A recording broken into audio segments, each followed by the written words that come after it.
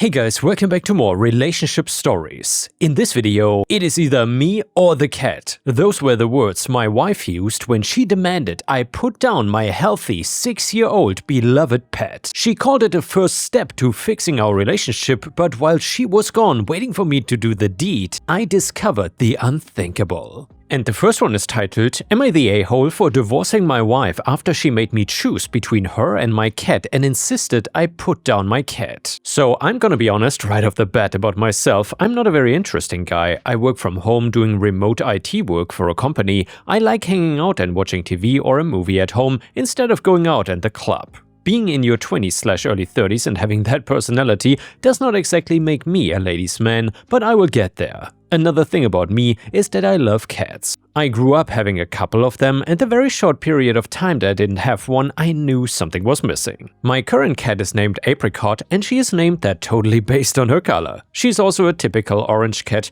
where her brain seems to sometimes take a vacation. Her hobbies, though, include cuddling up while I watch Netflix and sleeping in my office while I work, occasionally waking up for some food or attention. Now, I've had Apricot for a little over 6 years, and she has been with me through breakups, the death of my mom, and just everything. Enter Lori, not her real name obviously. Lori and I started dating and things were going great between us. She knew that animals, especially cats, were important in my life, and she told me that she loved animals and seemed to love pictures of Apricot I would send her. Early on though, in person, she seemed to show some serious discomfort when around Apricot in person. She didn't want to pick her up despite my baby girl loving to be lifted and given cuddles. She always had some excuse like just having washed her hands or something like that. She wanted Apricot to sleep outside the bedroom because she found it creepy. At one point, after about a year, she came to me telling me that she didn't know how to tell me this, but that she was allergic to cats. This came after a small fight we had where she wanted to move Apricot permanently into my basement if she was gonna move in with me.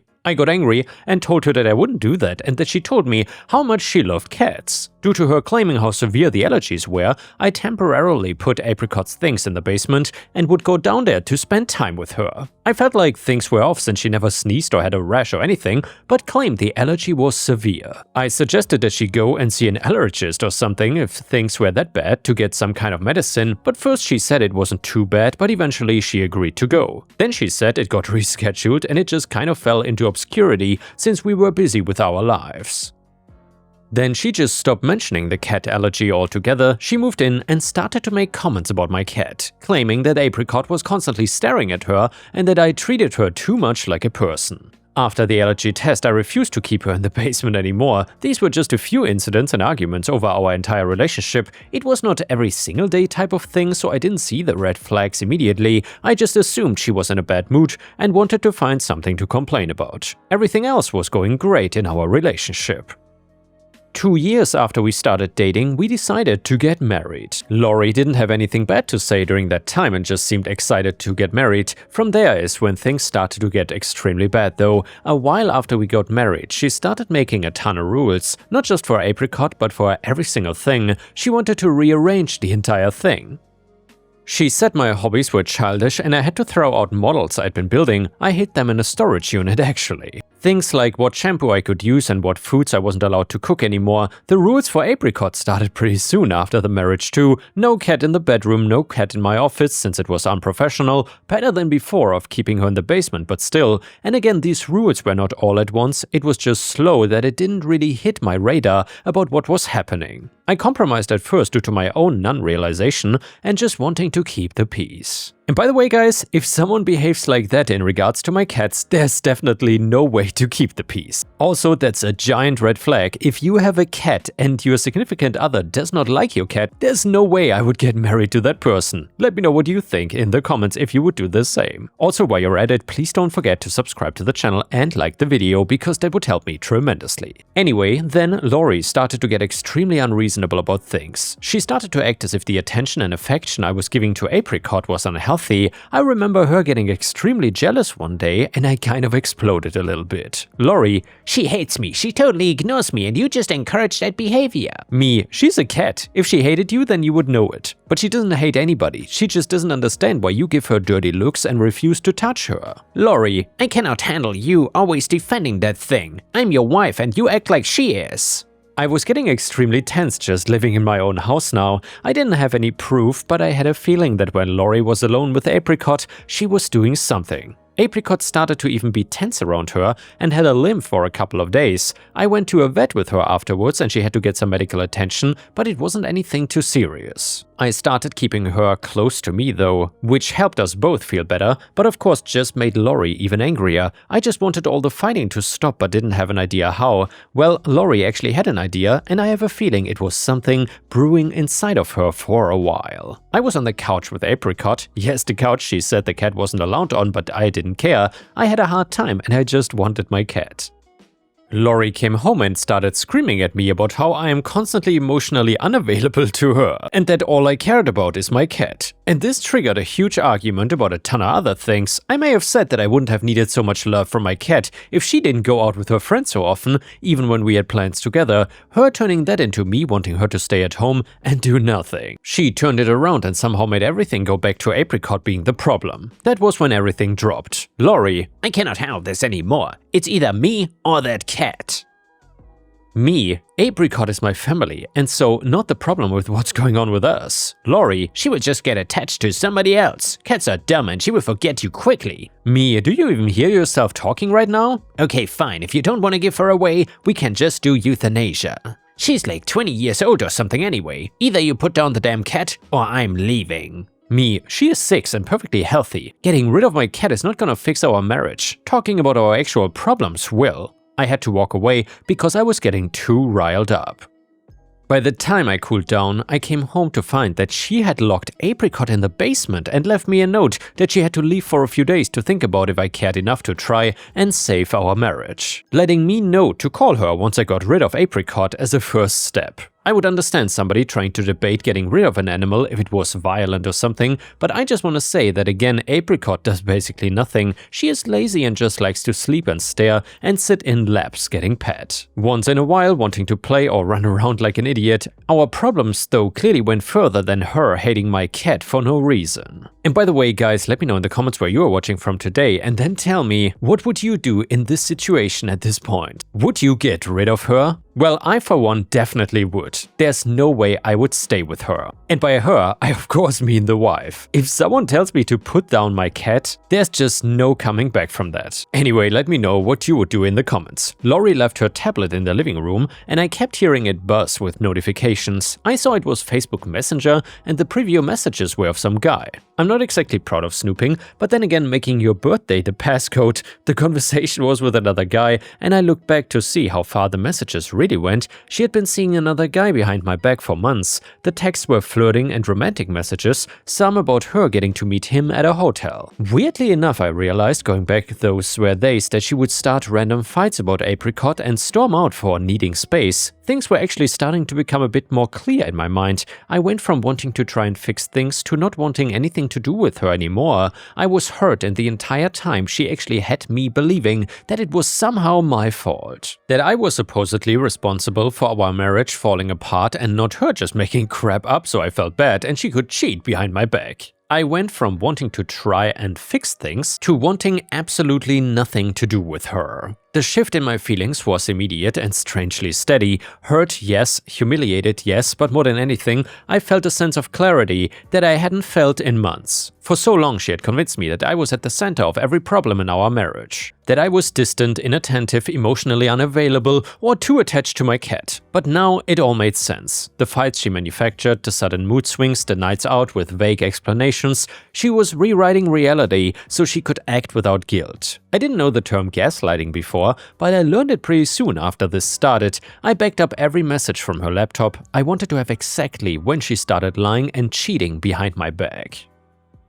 I did not want to make nice with her anymore. I wanted to not end up the person being blamed again. I wanted everybody to see who she was. I created a group message to her immediate family and a handful of close mutual friends, and I explained that she had left abruptly after demanding I get rid of my cat as a condition for saving our marriage, and that while she was gone, I discovered proof of her months-long affair. I also included the screenshots short, factual and dry. I didn't care if I looked bad at this point, the responses came quickly. Some was shock and a few actually apologized to me, a couple suspected that something was up, mentioning odd behavior and how what I said cleared up things for them too. It was validating in a quiet way, confirming that I wasn't imagining the growing instability I'd been living with. When she found out what I had done, she arrived home in a panic. Her reaction was loud, frantic, and entirely dramatic, but I didn't meet it with the same energy. I didn't need to. It was obvious she was less upset about what she had done and more about the fact that other people now knew about it. Her distress was not rooted in remorse, it was rooted in exposure. The moment she saw that I was not gonna fight back anymore, her anger intensified. She cycled between blaming me, accusing me of ruining her life, and insisting that she had acted out of feeling neglected. Pointing out I invaded her privacy, like it was worse than what she had done. At one point she shifted the blame onto Apricot, of course, again, as though my cat was the reason she had cheated, lied, manipulated, and demanded I put down a healthy 6-year-old animal. That was the final moment any last piece of sympathy died. It made everything even clearer. She hadn't just resented my cat, she just resented anything I loved that wasn't centered around her. I asked her to gather her belongings and leave. I didn't shout, I didn't argue, I didn't retaliate, I simply stated what was happening and what would come next. The calmer I stayed, the more unhinged she became, until she eventually stormed out of the house. Her family actually distanced themselves from her. Her friends, the ones who used to echo her complaints either when silent or privately, reached out to me with support. The story she attempted to spread about me choosing a cat over my wife collapsed almost instantly when confronted with the evidence. The narrative never gained traction. I filed for divorce, changed the locks, and restored my home to something that actually felt like mine again. I pulled my boxed-up hobbies out of the storage unit as well. I opened windows she always insisted stay shut. I rearranged the furniture back to how it was before she started improving everything. The space felt lighter and no longer suffocating. Apricot settled immediately. She returned to sleeping in her usual spots, following me around, napping under my desk, and curling against me at night. The anxious tension she had been carrying on for months slowly faded until she was her normal, slightly clueless, affectionate self again. In the end, things resolved more cleanly than I expected and the divorce went through without issues. I didn't come out of the situation feeling triumphant or vindictive though. What I felt was relief. It was like I'd been carrying someone else's chaos for years without recognizing it. I felt grateful too that I had something stable and loving in my life during all of it. Apricot had been the only constant when everything else was spinning out of control. In a strange way, I was glad her ultimatum happened. Without it, I might have never dug deeper. I might never have realized what was actually happening behind the scenes. I might have stayed in a marriage where I was slowly shrinking to fit into someone else's insecurities. So Reddit, let me know, am I the a-hole for divorcing my wife and basically choosing my cat over her? And yeah guys, let me know what you think in the comments. I'm very curious about your opinion on this one. Honestly, I would have 100% done the same SOP.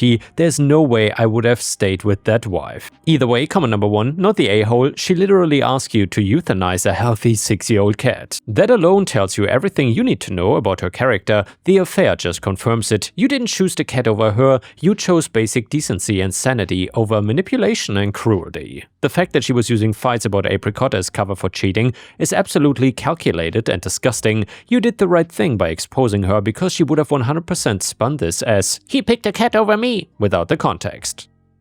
Good on you for standing your ground and getting out of there. Comment number 2, you're the a-hole and honestly this reads like emotional abuse. You knew she was uncomfortable with Apricot from day one and you basically forced her to live with her fears. And then when she's begging you to choose your wife, your life partner over an animal that will be dead in 10 years anyway, you throw it back in her face. The cat had a limp? Cats get hurt all the time, they jump off things, they are clumsy. You immediately blamed your wife with zero evidence. That is paranoia and honestly concerning. She probably felt so unsafe in her own home that she had to seek validation from someone who actually made her feel seen and heard. Yeah, the affair's not great, but people don't cheat in happy marriages. You created this situation by prioritizing a pet over your spouse. Don't be surprised when you end up a bitter old man surrounded by cats who don't actually love you back. Well, or you can end up like a Redditor like this person who does not have cats but is still old and bitter and doesn't have anyone that loves them. What an absolutely unhinged comment. Comment number 3, everyone sucks here, though she is way worse. The affair and the euthanasia comment make her the primary a-hole here, no question,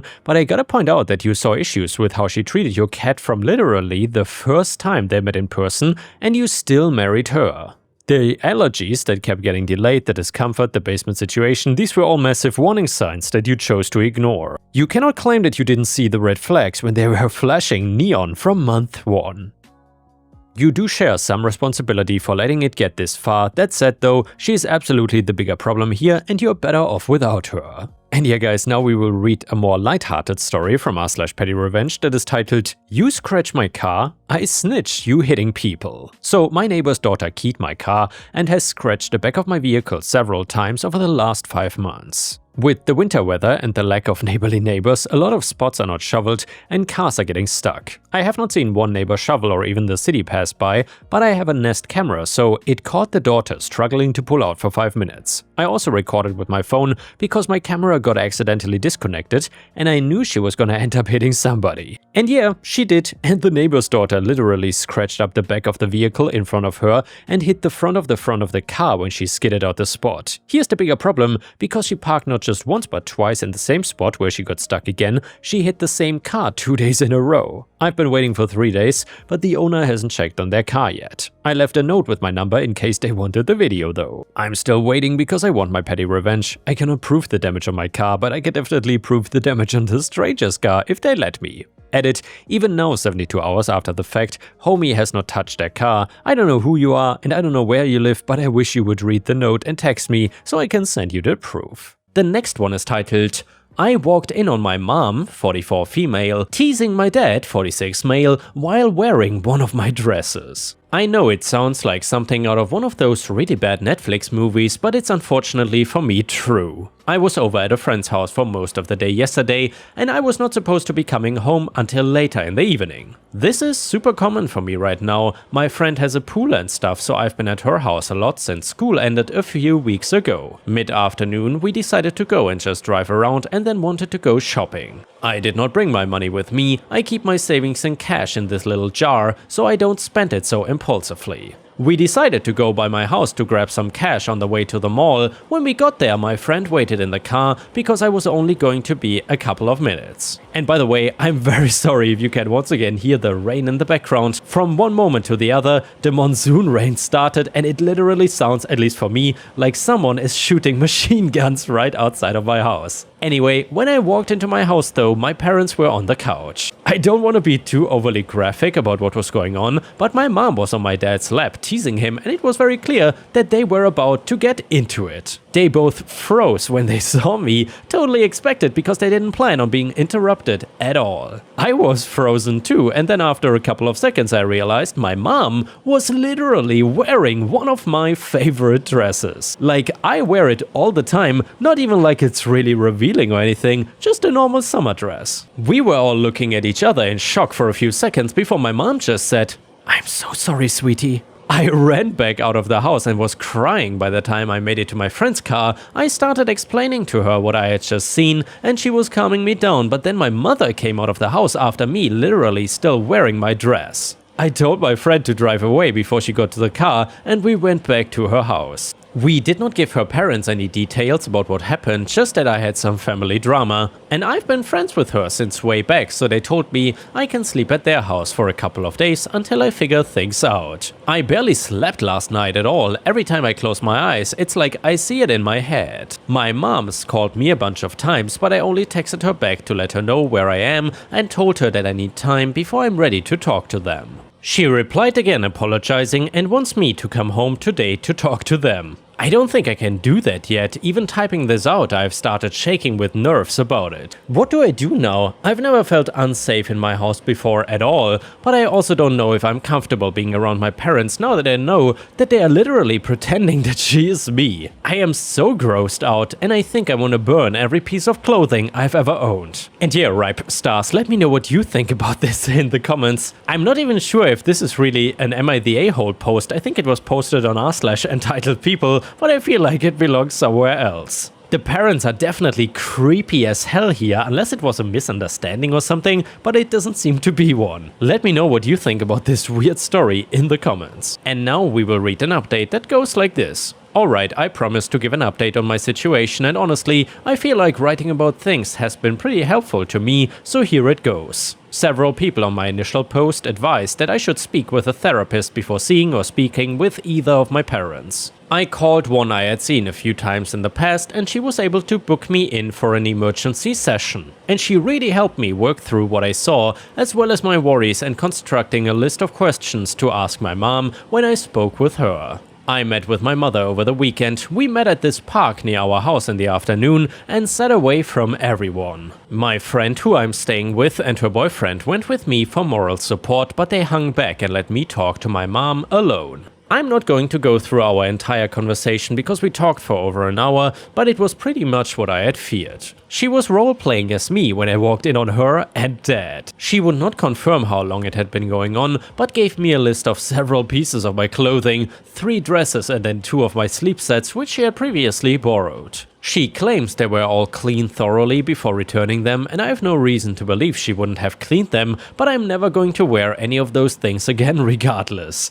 It was probably stupid of me, but I asked which one of them came up with the idea for her to roleplay as me. According to her, it was her own idea. I still really don't feel comfortable seeing or talking to my dad, and he has not reached out since I walked in on them either, so I guess he is not comfortable talking to me about it either. My dad was at work when I spoke with her, and I made sure of that because I wanted to be able to go by the house and get a few more of my things. She let me go there alone with my friends and get the things I needed before going back to her place. I'm still working on where I go from here. I ended up having to fully explain the situation to my friends' parents. They were both extremely understanding and are willing to let me rent their spare bedroom for a few months while I figure something else out. So yeah, that's pretty much all that's happened. I doubt I will update beyond this, but I'm sincerely thankful to everybody who reached out and tried to help me. And yeah, Ripestars, honestly, I would not be mad at OP if she went no contact with her parents after this. I'm not even really sure how you progressed a relationship after this. This is honestly kind of a deal breaker and definitely not normal. Either way, let me know what you think about it in the comments.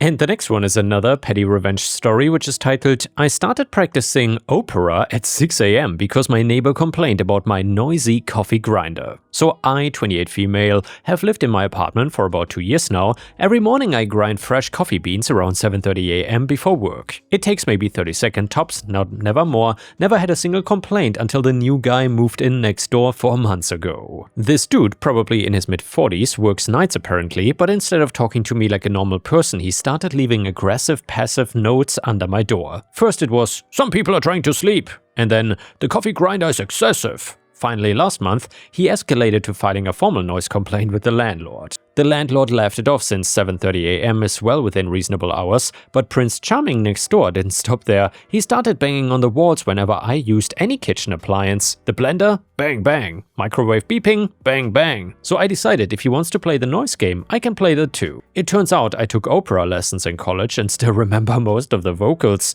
Now I practice scales and arias every morning at 6 AM sharp, completely legal quiet hours, and they end at 6 in our building. The best part though, when he came pounding on my door last week screaming about the singing, I innocently told him that I'm just pursuing my passion and that music is meant to be shared. He tried filing another complaint, but the landlord told him that practicing music during daytime hours is perfectly acceptable. I've been doing this for 3 weeks now, and this morning I started learning Wagner. Those pieces are really long. Petty? Absolutely, but hey, at least my vocal range is improving. And yeah guys, thank you for watching, I will see you again tomorrow.